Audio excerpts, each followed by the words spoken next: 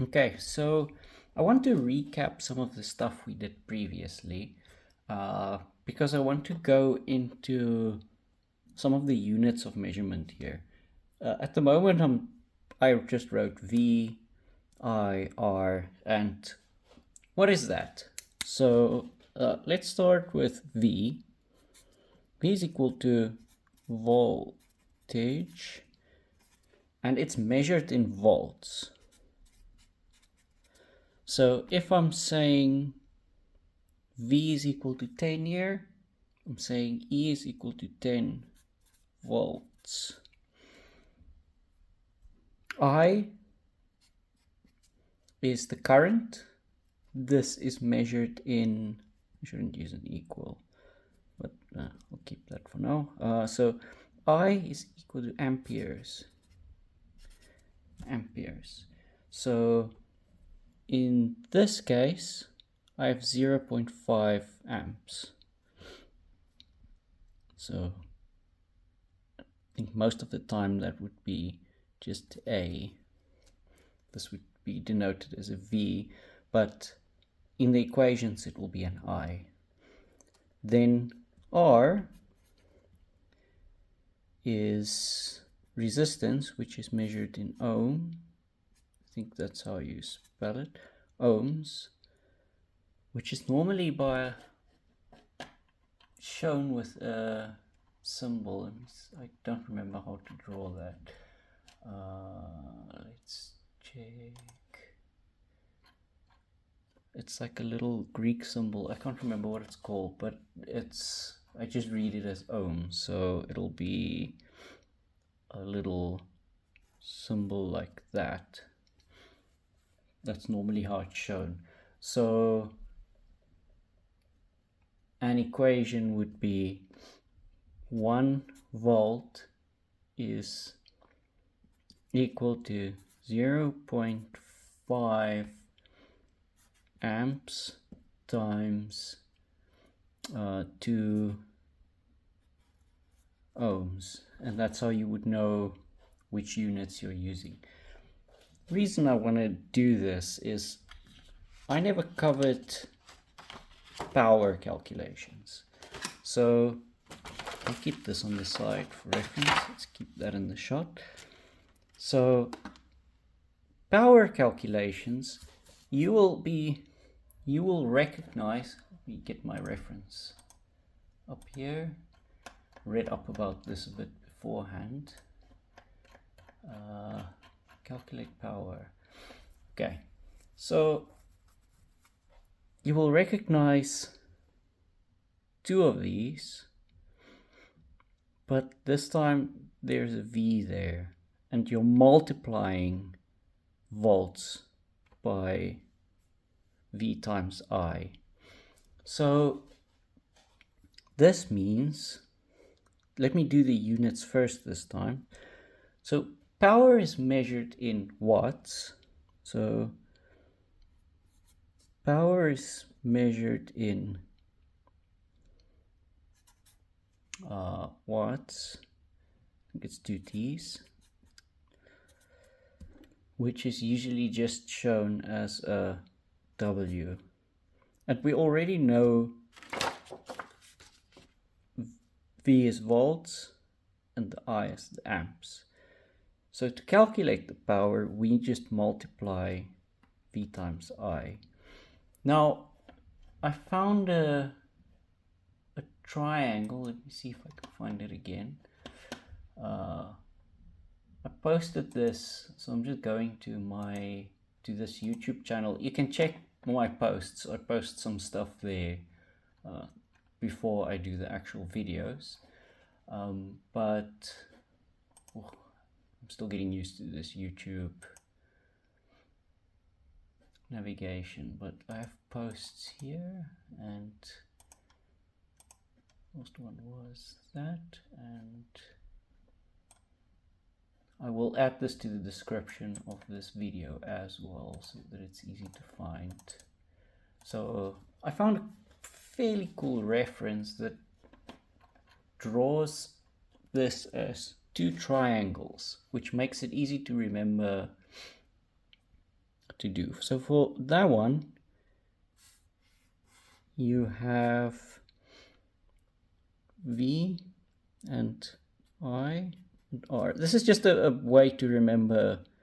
If you can't do the algebra to quickly do this stuff, this is basically what I did in my head, but this will do the same thing, and it's an easy way to remember. If you can read my handwriting, that's an R. So if you need to know R, you just multiply V by I.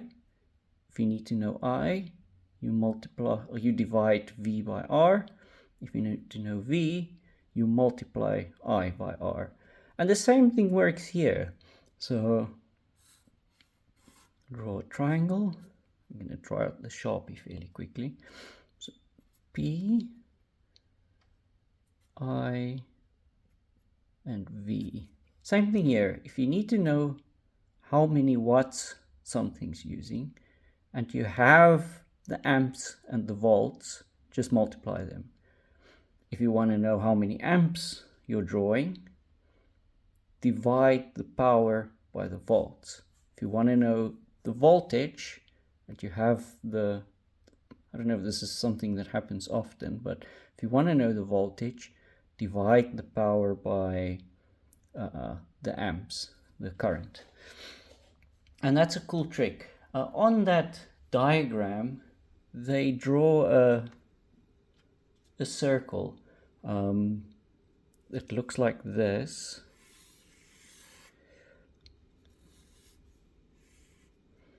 And there's P there.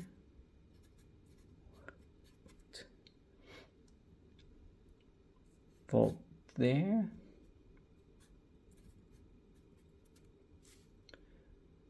I there. And R here. Before I continue, I'm learning this as I'm going as well, so if I'm doing something wrong here, please feel free to correct me. But I think this is correct. It's fairly simple stuff. I'm not going to draw the full circle yet because I don't know it's going to look. So let's do that, and hope I have enough space here. I found this thing quite cool, so I'm going to keep this as a reference on my desk, and I'll have the link handy, as I said, to this thing. And these are usually fairly helpful to keep handy while you're still learning. I did the same when I learned programming for some stuff that you need to look up often in the beginning, and then later on you kind of get used to it. So volts is going to be easy. This is I times R, or P on I. This is all the ways you can calculate volts, or the square root of P times R. To calculate resistance, you can do volts on I, P, can't write, I had a long day, I squared, job hunt's still going, so that's why it's been a week since the last post, V squared on, why do I keep writing an R? My hand wants to write an R. That's P, that's a P. I'm calculating resistance. So then for amps, we can do V. I'll repeat, this is all the equations you can use to calculate its center one. P on V. And so in the future, if it looks like I just know these, I'm going to keep this very nearby, and then we have watts, which is V squared on R, or I dot, let's make it a dot V and R times I squared. I'm sure if you, that one and that one's related with that one, I'm sure if you go around and do some algebra here, you'll be able to see how all of them relate. This is just a way to remember it, so you don't have to calculate it each time. So yeah, I just wanted to quickly go over units of measurement to show them.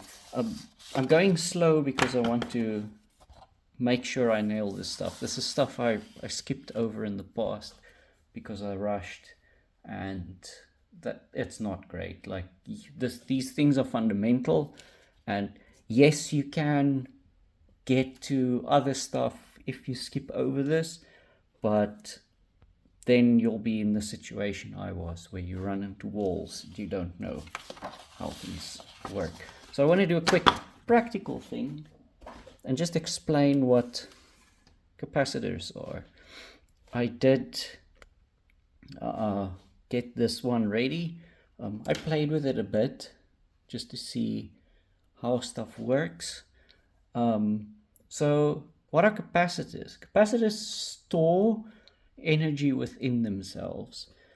It's like different from a battery, where they can release their energy very, very quickly. And while they're charging, they will actually load your circuit a bit more while they're loading. So if you put as far as I understand from reading up on this now, if you put a capacitor on that's way too big, it might strain your circuit while it's charging. I'm unsure about how quickly it would release. I don't know. I think the voltage will be the factor you'll need to keep in. So they all have a voltage there, and their unit of measurement is in farads. So this one's 220 microfarads. I tried reading up how I can measure this, and I don't think I can measure them with this, so I won't be doing that. Other thing I learned is, if this thing says 16 volts, you do not want to go over that. They explode. There's a cool YouTube video. If I can find it again, I'll put it on the channel link. But there's a YouTube channel where the guy shows what happens. So then there are also two kinds of capacitors. There's three, but I don't have the other one. But the two I have are ceramic, which is these. They are usually very small, and don't have a lot of, they're like 0.00 something microfarads. I think this one's 0.001 or something. Then there's another one. Maybe that one you can look up and see what it is.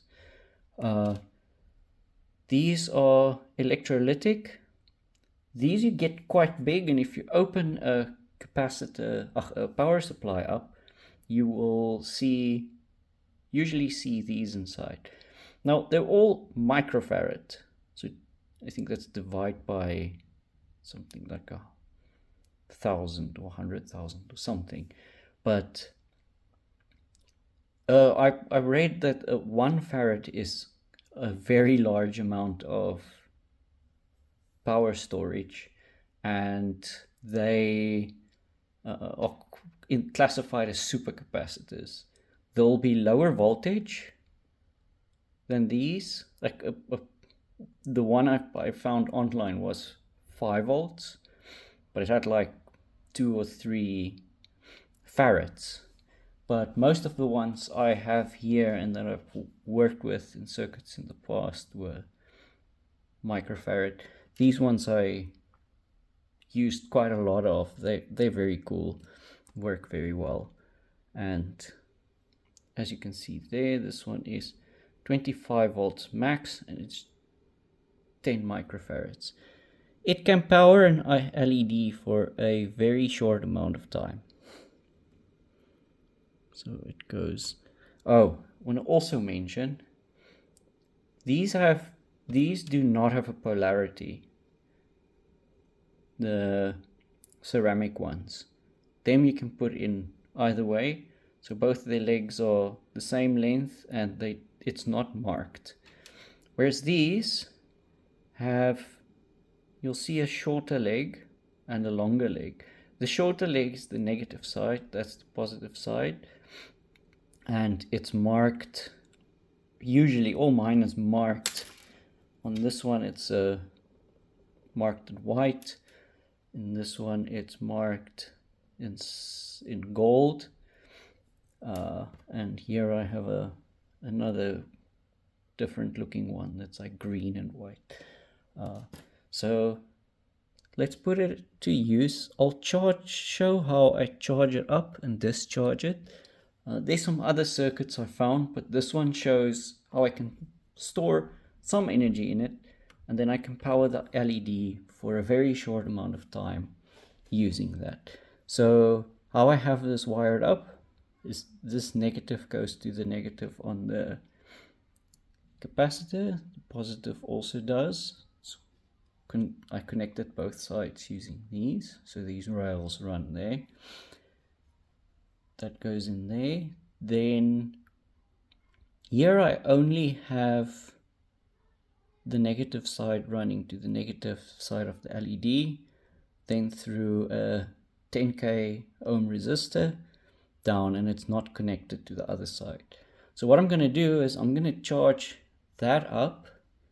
I'm going to turn on my capacitor. It drew a few milliamps for a second or so, so it stopped drawing current now, so that's now fully charged. I only had it at 6 volts, so it's very far from that. So when a capacitor is fully charged, the resistance is infinite. So that is basically got no current flowing across it anymore once it's fully charged.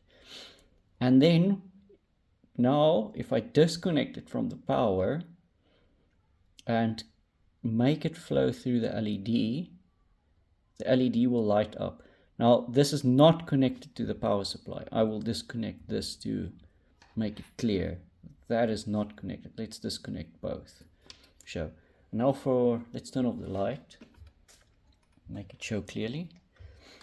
It'll be a bit darker. Now if I connect this, the LED should light up for a short bit. See? So it drew the power from the capacitor for a short while. I'd love an oscilloscope so I can actually see the graph of that going. Can't afford one right now. I will look into that once I have a job. I might use a handheld one, which might be nicer for the videos, but I'll see if I can get something that I can show.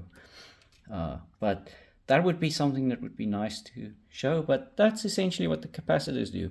As far as I can tell, you don't need to be too worried about small ones like this. They will hold that little bit of power. They will smooth out any noise within the power stream. So if you have a lot of noise, you can put one of these on. That's another thing I'd need an oscilloscope to show, and that would be nice. But so that will reduce noise. I think these combined with resistors you can use to do audio crossover.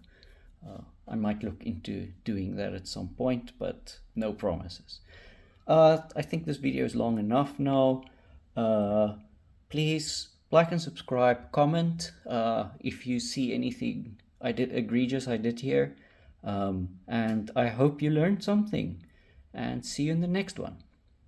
Bye.